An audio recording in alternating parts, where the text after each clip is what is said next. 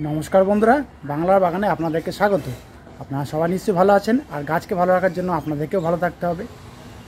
তো বর্ষা প্রায় বিদায় নেব নেব করছে, কিন্তু কিছুতেই আর কি আমাদের বাংলাকে আর কি ছাড়ছে না, সেরকমই অবস্থা হয়েছে। আর এদিকে কিন্তু কিছু কিছু শীতের গাছের পরিচর্যা করা কিন্তু আমি আগে থেকেই শুরু করে দিয়েছি, কারণ এরপরে যদি পরিচর্যা করি বা চারা এনে রোপণ করি তাহলে কিন্তু অনেক লেট হয়ে যাবে এবং ফুল পেতেও অনেক লেট হয়ে যাবে। মানে কি বলবো, শীতের সময় ফুল পাবো না, অসময়ে ফুলটা হবে, ফুল হবে না কেন হবে। তো কিছু কিছু গাছ আপনারা এখন থেকেই সংগ্রহ করা শুরু করুন। যেমন বিভিন্ন রকমের গাঁদা গাছ আছে, বিশেষ করে দেশি গাঁদা আছে, ইনকা বা গোল্ড কয়েন বা আফ্রিকান গাঁদা একটু লেটে বসাবেন, একটু ঠান্ডা ঠান্ডা আমেজ আসুক তারপরে বসাবেন। চন্দ্রমল্লিকা নিশ্চয়ই আপনারা বসেই ফেলেছেন। ডালিয়াটাও কিন্তু পরে বসাবেন, কারণ একটু ঠান্ডা আমেজ না আসলে ডালিয়ার চারা আপনারা নার্সারিতে পাবেন না খুব সহজে। তো আমি চন্দ্রমল্লিকা গাছ বড় করে ফেলেছি, আপনারা দেখেছেন নিশ্চয়ই আমার ভিডিওতে। আমি নিয়মিত ওই গাছগুলিকে পরিচর্যা করে যাচ্ছি। আপনারাও নিশ্চয়ই চন্দ্রমল্লিকা গাছ বসিয়েছেন, আপনারাও পরিচর্যা করে যাচ্ছেন। তো সঠিক সময় কিন্তু আমরা ভালো ফুল পাবো আশা করছি। তো টাইটেল আর থাম্বনেল দেখে আপনারা নিশ্চয়ই বুঝতে পেরেছেন যে আমি আপনাদের সঙ্গে কী গাছ পরিচর্যা নিয়ে আলোচনা করতে চলেছি আজকে। তো তাহলে চলুন সে আলোচনার বিষয়ের দিকে তাহলে এবার যাওয়া যাক।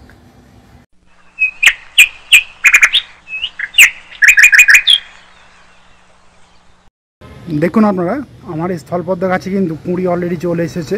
আমি অনেক আগে থেকে কিন্তু স্টেপ বাই স্টেপ এই গাছে পরিচর্যা করে গেছি, তো তারপরে কিন্তু এই ফলাফলটা আমি পাচ্ছি। আবার অনেকের গাছে কিন্তু কুঁড়ি চলেও এসছে এরকম, বা এর থেকে আরও বেশি কুঁড়ি এসছে। তো এই যে কুঁড়ি ধরেছে গাছে, এরপরে এই গাছকে কীভাবে আমরা পরিচর্যা করব যাতে কুঁড়িগুলি সঠিকভাবে দাঁড়িয়ে যায়, হলুদ হয়ে ঝরে না পড়ে যায়, এবং সঠিক সময় যাতে আমরা ফুলগুলিকে পেয়ে থাকি। তার সঙ্গে সঙ্গে ফুলের আকার বা সাইজটাও বড় হয় এবং রঙটাও কিন্তু স্পষ্টভাবে ফুটে ওঠে। তো আজকে আমি আপনাদের সঙ্গে সে বিষয় নিয়ে আলোচনা করব। আপনারা ভিডিওটিকে স্কিপ করবেন না, সম্পূর্ণ ভিডিওটি মনোযোগ সহকারে আপনারা দেখবেন, আর ঠিক সেইভাবেই কিন্তু আপনারা পরিচর্যা করবেন। দেখবেন আমার গাছের মতনই বা আমার থেকেও আরও ভালো আপনারা আপনাদের স্থলপদ্ম গাছ থেকে ফুল খুব সহজেই পাবেন। তো যেহেতু এখন আমাদের স্থলপদ্ম গাছগুলিতে কুঁড়ি চলে এসছে, তো সেহেতু কিন্তু পরিচর্যাটা এবারে একটু অন্যরকমভাবে করতে হবে। প্রথম থেকেই আমি আপনাদের সঙ্গে পরিচর্যার কথাটা আমি বলে দিয়েছিলাম, কিন্তু এখন ফাইনাল স্টেজে এসে পরিচর্যাটা সম্পূর্ণভাবে চেঞ্জ করতে হবে। তো আমি কয়েক টিপস আপনাদেরকে এই জন্য আমি আপনাদের সঙ্গে শেয়ার করব, আপনারা মনোযোগ সহকারে ভিডিওটি দেখবেন। টিপস নাম্বার 1, যেহেতু এখন আমাদের স্থলপদ্ম গাছগুলিতে কুঁড়ি চলে এসেছে, গাছগুলিকে কিন্তু পুরো ওপেন জায়গাতে রাখতে হবে, যাতে সকাল থেকে বিকাল পর্যন্ত বেলা শেষ পর্যন্ত যাতে রোদ্দুর পায় সেরকম জায়গায় কিন্তু রাখতে হবে। তা নাহলে কিন্তু এই কুঁড়িগুলি বড় হবে না খুব সহজে, এবং গাছের যা কাজকর্ম করা সেই সূর্যালোক থেকেই সমস্ত কিছু কাজকর্ম করবে, খাবার তৈরি করবে, তাহলেই কিন্তু গাছ সঠিক খাবারও পেয়ে যাবে, এবং সেই খাদ্য থেকেই কিন্তু গাছ এই কুঁড়িগুলিকে খাবার সরবরাহ করবে এবং কুঁড়িগুলি কিন্তু ধীরে ধীরে বড় হবে। সেই জন্য বলছি ওপেন জায়গাতে কিন্তু আপনারা এই স্থলপদ্ম গাছগুলিকে রেখে দেবেন। মোটামুটি 8-9 ঘন্টা রোদ্দুর পায়, তাহলে কিন্তু গাছটা খুব ভালো হবে এবং কুঁড়িগুলিও পুষ্ট হবে খুব সহজে। টিপস নাম্বার 2, জলসেচ ব্যবস্থা। এখন যেহেতু এই গাছে কুঁড়ি ধরে গেছে, কোনোভাবেই কিন্তু জলের অভাব না ঘটে সেদিকে কিন্তু খেয়াল রাখতে হবে আমাদেরকে। টবের মাটি যদি শুকিয়ে যায় তাহলে কিন্তু কুঁড়ি হলুদ হয়ে ঝরে পড়ে যাবে, সঠিক সময়ে কিন্তু আপনারা ভালো ফুল আপনারা পাবেন না এই গাছ থেকে। সেজন্য বলছি টবের মাটি যেন ভিজে ভিজে থাকে, একটু ময়েশ্চারাইজার ভাব বজায় রাখতে হবে। সেরকমভাবেই কিন্তু আপনারা জলসেচ ব্যবস্থাটা করবেন। আবার অতিরিক্ত জল যেন না হয়, তাহলেও কিন্তু কুঁড়ি হলুদ হয়ে ঝরে পড়ে যাবে। জলটাকে একটা নির্দিষ্ট মাপের আর কি আপনারা দেবেন। ধরুন 8 ইঞ্চি টব হলে আপনারা মোটামুটি 200 ml দেবেন, 10 ইঞ্চি টব হলে মোটামুটি 500 ml দেবেন, আর তার থেকে যদি বড় হয় তাহলে একটু জলের পরিমাণটা বাড়িয়ে দেবেন। আর মাটিতে যাদের গাছ রয়েছে গোড়াটাকে সবসময় ভিজে রাখার চেষ্টা করবেন, তাহলে কিন্তু দেখবেন কুঁড়ি দাঁড়িয়ে যাবে এবং সঠিক সময় ফুলটা কিন্তু আপনারা ধরাতে পারবেন খুব সহজেই। এবারে আসি, এই গাছে এখন ফাইনাল স্টেজে এসে কী খাবার আপনারা দেবেন। দেখুন, আমি কিন্তু যেদিনকে ড্রাই ওয়েদার পাচ্ছি, ভালো সূর্যালোকও পাচ্ছি এবং শুকনো ওয়েদার থাকছে, সেদিনকে কিন্তু আমি খোল ভেজানোর জল কিন্তু আমি প্রয়োগ করছি। এই যে এত বর্ষা গেল, এই সময় কিন্তু আমি কোনো রকমের খোল ভেজানোর জল কিছু কিন্তু দিইনি আমি, কারণ সেই সময় খোল ভেজানো জল দিলে হতো কি গাছের শিকড়গুলিতে পচন ধরে যেত এবং রুট রট হয়ে গাছটি মারাও যেতে পারতো। সেজন্য কিন্তু আমি কোনো জৈব খাবার, যখন খুব বর্ষা চলছিল তখন কিন্তু আমি দিইনি, তখন তাই শুধু আমি রাসায়নিক খাবার প্রয়োগ করে গিয়েছিলাম, সমরেশীয় NPKটাকে আর যেটা ওয়াটার সলিউবল সমরেশ এনপিকে সেটাকেও কিন্তু আমি স্প্রে করে গিয়েছিলাম। কিন্তু এখন খাবারটার তালিকাটা একটু অন্যরকম করতে হবে আমাদেরকে। এখন যেহেতু ড্রাই ওয়েদার রয়েছে, আমি কিন্তু খোল ভেজানোর জলটাকে আমি দিচ্ছি, একটু গাঢ় করে দিচ্ছি, যেহেতু কুঁড়ি চলে এসছে, খাবারের পরিমাণটাকে বাড়াতে হবে। সেহেতু আপনারা সর্ষে খোল ভেজানো জলও দিতে পারেন বা বাদাম খোল ভেজানো জলটাকে কিন্তু আপনারা প্রয়োগ করতে পারেন, তবে একটু পরিমাণটা বুঝে দেবেন, একটু মোটা করে দেবেন, তাহলে কিন্তু গাছ সমস্ত রকমের পুষ্টিমূল্য কিন্তু ওই সর্ষে খোল ভেজানোর জল থেকে কিন্তু খুব সহজেই সংগ্রহ করতে পারবে এবং কুঁড়িগুলি বেশ স্বাস্থ্যবান হয়ে উঠবে খুব সহজেই। আর এখন যেহেতু কুঁড়ি চলে এসছে, খোল ভেজানো জল তো দিতেই হবে, তার সঙ্গে সঙ্গে কিন্তু এই গাছে একটু রাসায়নিক খাবারও প্রয়োগ করতে হবে। আমি করছি কি, যেদিনকে খোল ভেজানো জল দিচ্ছি তার ঠিক 3 দিন পরে 10-26-26 খাবারটা আমি দিয়ে যাচ্ছি টবে কাঁধ বরাবর একটু খুঁড়ে নিয়ে। আমার যেহেতু বড় মাপের টব, আপনারা দেখলেন একটা হিসাব আছে যে 18 থেকে 20টা দানা আমি দিয়ে যাচ্ছি, সেখান থেকেও কিন্তু রাসায়নিক খাবার পেয়ে যাচ্ছে খুব সহজেই আমার এই স্থলপদ্ম গাছগুলি। এর পাশাপাশি কুঁড়িগুলিকে ফোলিয়ার স্প্রে জাতীয় কোনো খাবার কিন্তু আমাদেরকে দিতে হবে। সেই জন্য আমি করছি কি, মাঝে মধ্যে কিন্তু যে ওয়াটার সলিউবল যে এনপিকেগুলি আছে, যেমন 19-19-19-20-20-20, আমি সেইগুলো কিন্তু এই গাছে পাতাতে স্প্রে করে যাচ্ছি এবং কুঁড়িতে তো স্প্রে করছি। তার ফলে হচ্ছে কি, কুঁড়িও কিন্তু সেখান থেকে খাবার সংগ্রহ করতে পারছে ডাইরেক্ট, এবং কুঁড়িটা পুরুষ্ট হবে খুব সহজেই, আকারে বড় হবে খুব সহজে। তো আপনারাও কিন্তু এই খাবারটা দিয়ে যাবেন, এটাকেও কিন্তু আপনারা রুটিন করে দেবেন। যেদিনকে খোল ভেজানো জল দেবেন তার ঠিক 4 দিন পরে আপনারা ওই ফোলিয়ার স্প্রেটা দিতে পারেন, আবার ঠিক 4 দিন পরে আপনারা 10-26-26 খাবারটা দিতে পারেন। এইভাবে খাবারটাকে আপনারা রুটিনাইজ করে দেবেন। এর পাশাপাশি আরেকটা খাবার আপনারা দেবেন, অনুখাদ্য। এই অনুখাদ্য না দিলে গাছে কিন্তু পুষ্টিমূল্যের অভাব থেকেই যাবে।